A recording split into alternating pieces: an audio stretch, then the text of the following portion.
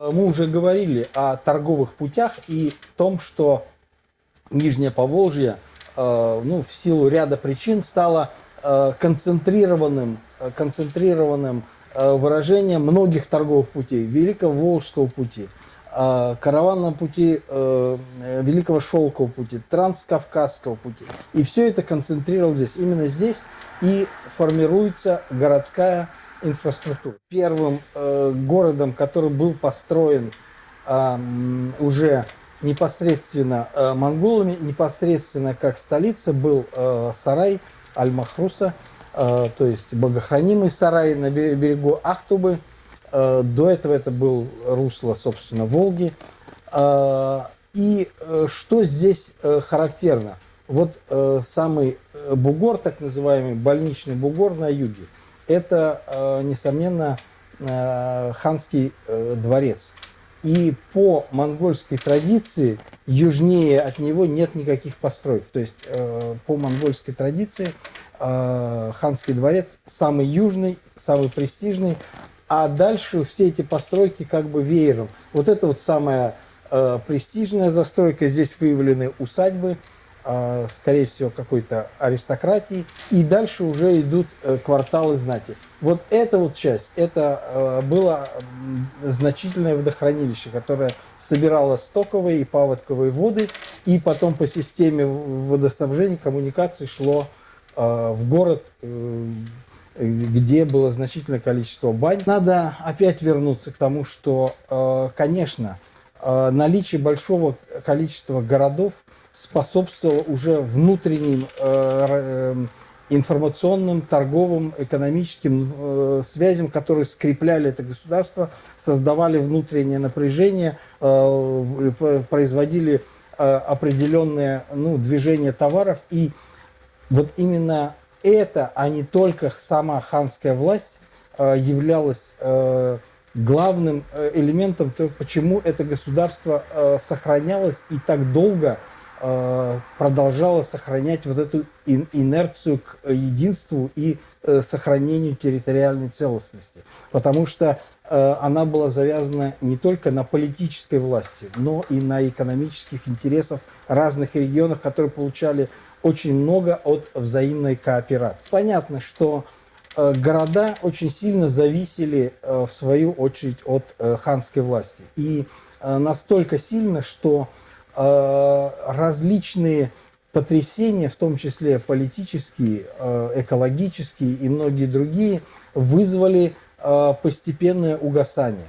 Хотя, конечно, если все это правильно, и нашествие Тимура, и различные, в том числе и черная чума, но европейские государства, например, испытавшие страшный удар вот этой самой чумы, по некоторым оценкам, на территории Англии, например, до 40% населения вымерло. Государство не перестало существовать. Наоборот, там продолжали еще вести столетнюю войну, а потом еще войну Росвелли. Здесь дело в другом.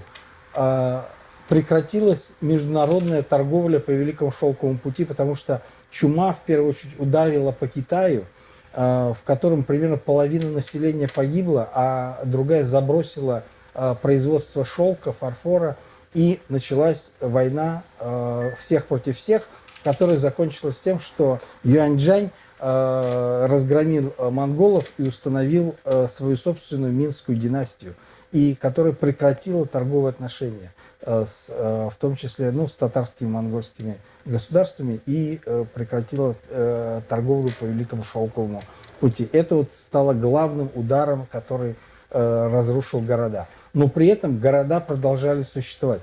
Последний удар по сараю был нанесен, например, Менгли-Гиреем, крымским ханом, который разгромил наследников Орды Ахмада и разорил город Сарай окончательно и разметал его жителей, и после этого город прекратил свое существование. Это было в 1502 году, но до этого город существовал, даже несмотря на то, что объем его торговли и численность населения резко сократилась.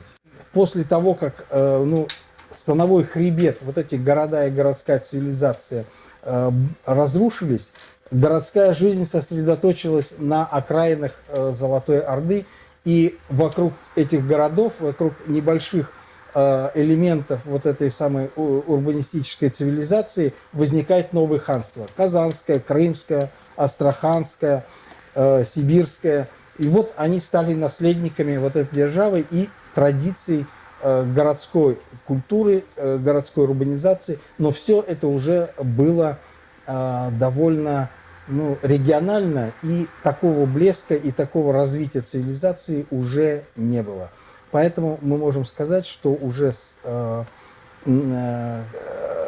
конца 15 века наступает вот, собственно, конец яркой урбанистической золотоордынской цивилизации. Если классифицировать города золотоордынские и говорить, что это по сути было, то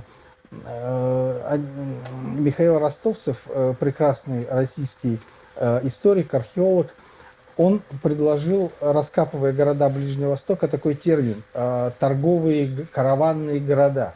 Вот можно сказать, что золотоордынские города – это и были как раз вот эти самые караванные города, которые были связаны с развитием торговли по Великому Шелковому пути, и их крах, как и городов, многих городов на Ближнем Востоке, был связан вот с перипетиями вот этой самой торговли. И вот поэтому можно классифицировать эти города именно